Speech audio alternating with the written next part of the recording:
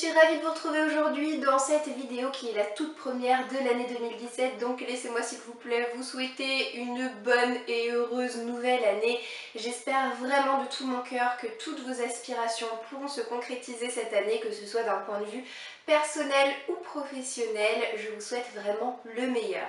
Aujourd'hui, pour la première vidéo de l'année, j'ai décidé de revenir avec vous sur ce qu'ont été mes coups de cœur de l'année 2016, et dans la dernière partie de cette vidéo, qui sera une partie très courte, je vous rassure, je vous parlerai des résolutions que j'ai décidé de prendre sur 2017. Alors concernant mes coups de cœur, en 2016, j'en ai ressenti 10, voilà, pas un de plus, pas un de moins.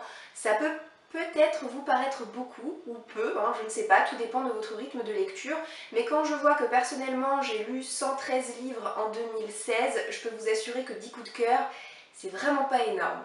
Alors dans cette vidéo, je ne vais pas vous résumer chacune des histoires, des bouquins que je vais vous présenter, tout simplement parce qu'ils ont déjà fait l'objet d'une chronique assez détaillée, que ce soit sur mon blog ou à l'oral lors des updates lecture que je vous présente régulièrement sur ma chaîne. Donc si jamais connaître l'histoire en détail de ces livres vous intéresse, je vous mettrai dans la barre d'informations les liens vous renvoyant sur mes chroniques de blog. Je ne vais pas non plus vous faire de classement, tout simplement parce que je ne peux pas vous classer des coups de cœur par ordre de préférence. C'est comme si vous demandiez à une maman de choisir entre plusieurs de ses enfants, c'est tout simplement impossible. Si ces livres sont des coups de cœur, c'est parce que pour telle ou telle raison, ils m'ont énormément marqué au moment où je les ai lus.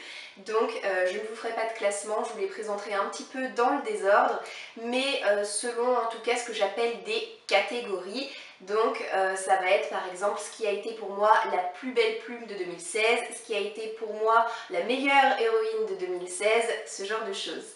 Donc je commence tout de suite avec dans la catégorie le coup de cœur pour la plus belle réécriture de conte, Animal, le tome 2 écrit par Victor Dixon, et c'est sorti aux éditions Gallimard Jeunesse. Ça a été d'ailleurs mon tout premier coup de cœur de l'année 2016 et le livre a pour moi été un coup de cœur assez inattendu dans le sens où j'avais bien apprécié ma lecture du tome 1 sans que ce soit pour autant une excellente lecture, donc je ne m'attendais certainement pas à ce que ce tome 2 soit un coup de cœur. Le premier tome c'était une réécriture du conte Boucle d'or et les trois ours, et là dans ce tome 2 c'est la réécriture de la Reine des Neiges. Et j'ai trouvé que ce livre était absolument ahurissant de poésie. Je me suis retrouvée complètement envoûtée par cette réécriture. Je n'ai pas pleuré, mais je dois vous dire que la fin de ce livre est particulièrement émouvante. J'ai trouvé que l'auteur mélangeait très habilement les genres historiques et fantastiques. Dans la catégorie coup de cœur pour la meilleure romance, alors je suis désolée, j'ai 2 livres à vous présenter dans cette catégorie tout simplement parce que j'étais incapable de les départager. Il y a donc d'un côté Hopeless, écrit par Colleen Hoover et sorti aux éditions Territoire, et de l'autre côté Maybe Someday, également écrit par Colleen Hoover et cette fois sorti aux éditions Hugo Roman. Ces 2 livres racontent des histoires vraiment très différentes l'une de l'autre. Mais dans les 2 cas, ce sont des romances qui au premier abord paraissent choupinettes et puis très rapidement l'auteur commence à insérer des thèmes assez forts, des thèmes de société, des choses assez difficiles à lire et qui permettent de ressentir des émotions assez extraordinaires qui m'ont bouleversée à chaque fois, que ce soit dans ce récit ou dans celui-là, et je suis incapable de vous dire lequel de ces 2 livres j'ai préféré parce que dans les 2 cas on a des romances absolument exceptionnelles avec des personnages très marquants et encore une fois des thèmes vraiment très très forts et très très beaux également. Pour moi, Colleen Hoover, c'est vraiment une valeur sûre en matière de romance contemporaine. C'est vraiment en 2016 que je peux dire que je me suis vraiment mise à la romance contemporaine parce qu'auparavant j'en lisais de temps en temps et c'était pas à chaque fois des super lectures, j'avais de gros a priori sur ce genre littéraire et fin 2015 quand j'ai lu pour la première fois Indécente de Colleen Hoover et que j'ai ressenti un coup de cœur pour ce premier livre de cet auteur, je me suis dit ok, Colleen Hoover ça m'a l'air d'être une valeur sûre et effectivement ça s'est concrétisé en 2016 avec la lecture de ces 2 livres. Pitié, si jamais vous ne vous êtes pas encore penché sur le phénomène Colleen Hoover, ce que je vous souhaite pour 2017, c'est que vous puissiez enfin découvrir sa plume parce que, croyez-moi, vous passez vraiment à côté de quelque chose. Dans la catégorie coup de cœur pour l'héroïne la plus marquante, je vous présente le premier tome de Red Queen. C'est écrit par Victoria Ayvard et sorti aux éditions MSK.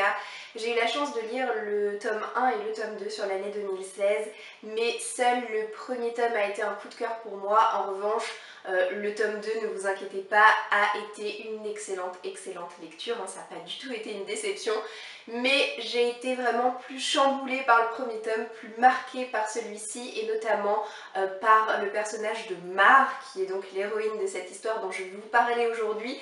Mar, c'est une héroïne comme je les aime, dans le sens où elle a vraiment un caractère très affirmé, elle est extrêmement loyale envers son peuple, très attachée à sa famille et à ses amis.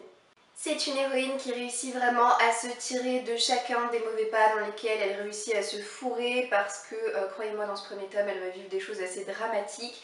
Déjà, on a comme thème principal la discrimination liée à la couleur du sang, donc c'est un thème vraiment très fort. Elle va devoir faire face à des complots, elle va devoir faire face à des manipulations, à des trahisons, à des retournements de situation politiques, elle va vraiment en voir de toutes les couleurs, mais en dépit de tout ça, elle va réussir à garder sa force de caractère, sa pugnacité, et c'est vraiment une héroïne qui m'a énormément marquée.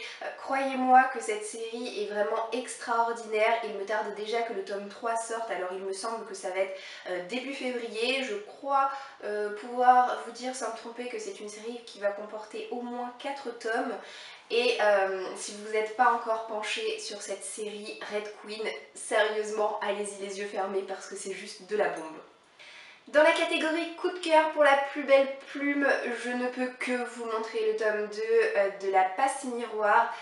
Donc ce tome 2, c'est Les Disparus du clair de lune, c'est écrit par Christelle Dabos et c'est sorti aux éditions Gallimard. Voilà, pas de surprise étant donné qu'il y a un an, lorsque je vous tournais cette vidéo, dans cette même catégorie, je vous montrais le tome 1. Donc là, ça n'a pas changé, simplement aujourd'hui, je vous présente le tome 2 qui a été lui aussi un formidable coup de cœur. L'écriture est absolument ahurissante. Elle a une plume de conteuse.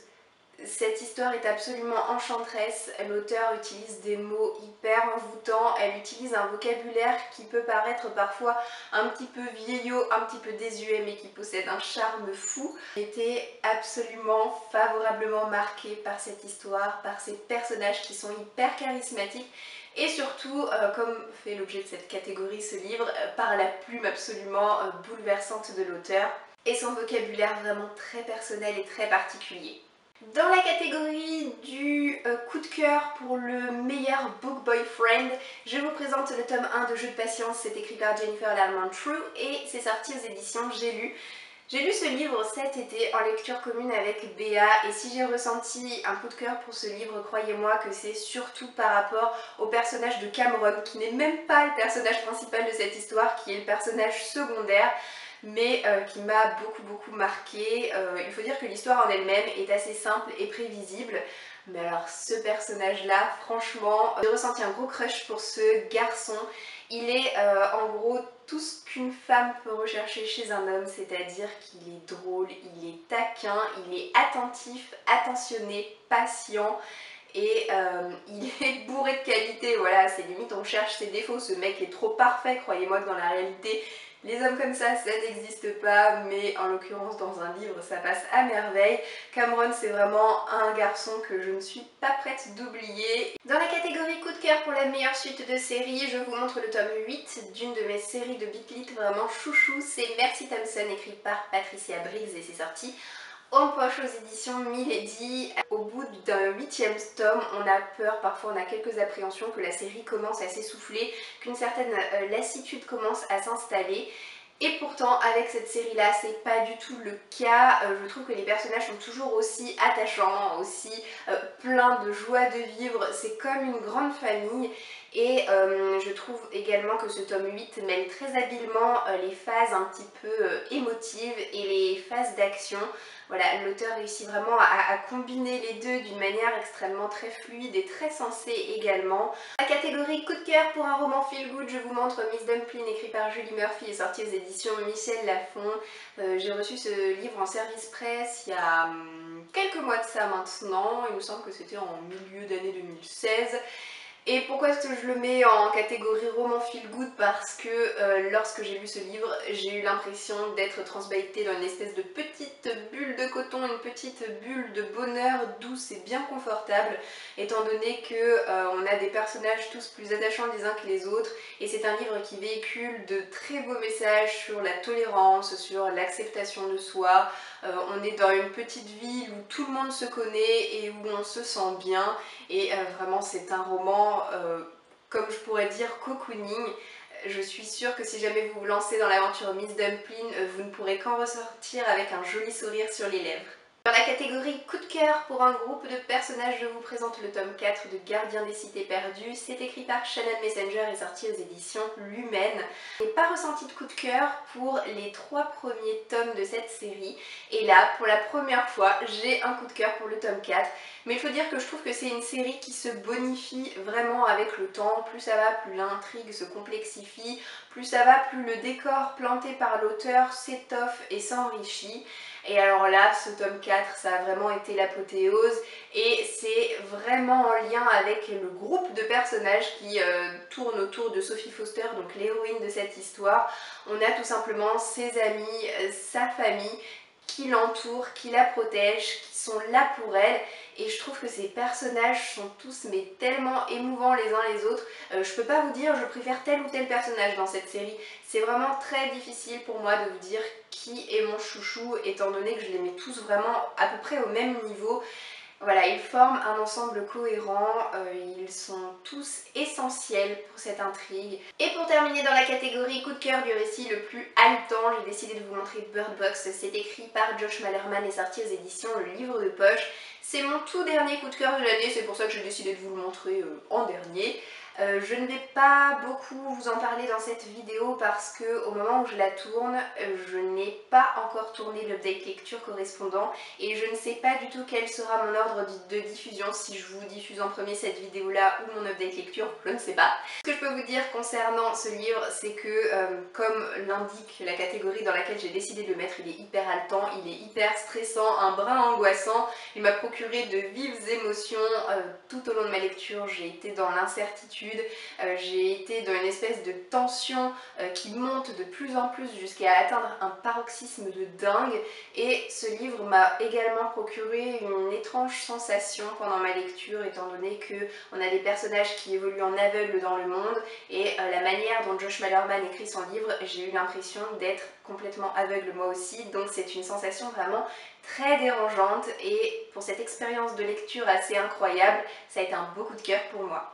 Ça y est, on a déjà fait le tour de mes 10 coups de cœur de l'année 2016. La seule chose que je me souhaite, c'est d'en ressentir au moins autant en 2017, si ce n'est plus. Je passe maintenant à la dernière partie de cette vidéo, qui est la petite partie dite résolution. Pour 2017, je prévois pas grand chose niveau résolution. Concernant ma saga Book Jar, je vais continuer à faire le tirage au sort mensuel. Alors je vous le fais pas dans cette vidéo, je préfère le faire dans ma vidéo de sélection sortie livresque, donc vous aurez ça dans une semaine. Par contre, au lieu de tirer un seul petit papier suite de série, j'en tirerai désormais 2 par mois. Pourquoi? Pour la simple et bonne raison que tous les papiers étant dans ma saga Book Jar concernent les séries que j'ai commencées en, accrochez-vous, 2015. Nous sommes en 2017, tout va bien. Donc dans cette jarre, il n'y a absolument aucune des séries que j'ai commencées en 2016. Voilà, c'est un petit peu la honte. Donc j'aimerais vraiment écouler le plus vite possible et au mieux mes plus anciennes séries. Autrement, autre résolution, j'aimerais lire 5 livres en anglais en 2017. Alors je sais que j'ai même pas été foutue de lire les 4 que j'avais prévus l'année dernière, mais c'est pas grave, on augmente le challenge, je veux absolument réussir à en lire 5. Tout simplement parce que je sais que j'en suis capable, simplement c'est vraiment de la paresse intellectuelle de ma part, étant donné que je suis beaucoup plus lente quand je lis en anglais que quand je lis en français, hein, ce qui paraît aller de soi. Mais du coup par paresse, et ben, j'en lis pas beaucoup parce que je sais que quand je commence un livre en anglais, je vais me le traîner pendant plusieurs semaines et ça me saoule un petit peu, moi qui ai un rythme de lecture très rapide. Pour moi, en 4-5 jours, un livre doit être lu. Et quand je lis en anglais, c'est pas du tout le cas, mais c'est pas grave. Il faut quand même que je réussisse à en lire 5 en 2017. Et toujours pour rester sur l'anglais, j'aimerais réussir à m'acheter minimum un livre par mois en anglais. Voilà, donc tous les mois je m'achèterai un livre en anglais, à la fin de l'année j'en aurai 12 en plus dans ma pile à lire.